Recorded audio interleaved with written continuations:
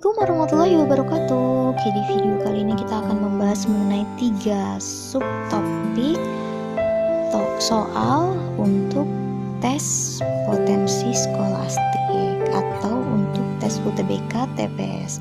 Apa aja yang harus kalian pelajari untuk tes skolastik ini?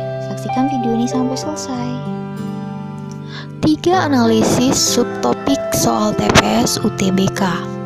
Yang pertama, kesesuaian pernyataan. Jadi apa yang dimaksud dengan kesesuaian pernyataan? Nah, pada soal-soal bagian ini menuntut penalaran kamu dalam memahami isi dari teks, tabel, diagram, grafik sesuai dengan konteks pada paragraf.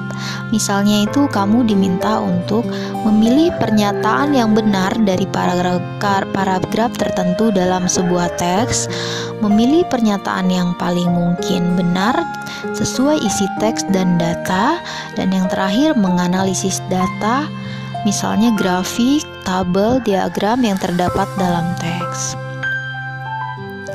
Oke, yang kedua subtopiknya yaitu simpulan logis. Nah, soal-soal pada bagian ini menuntut kamu untuk dapat menyimpulkan secara logis sesuatu yang mungkin terjadi berdasarkan isi teks.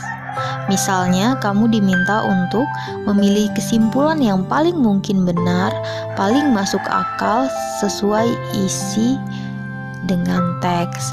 Cobalah berpikir secara terstruktur. Pada tahap ini, kemampuanmu menyimpulkan suatu hal sangat dinilai. Apakah kamu itu orang yang cerdas dan cermat melihat suatu persoalan, atau kamu orang yang terburu-buru dan gegabah dalam mengambil keputusan? Berpikir tenang dan terstruktur adalah kuncinya. Selanjutnya, kamu dituntut untuk menganalisis sebab akibat pada poin kedua ini. Kemudian peserta diminta untuk memberikan kesimpulan yang paling mungkin benar sesuai konteks wacana atau teks. Nah, subtema yang ketiga itu penalaran analitik.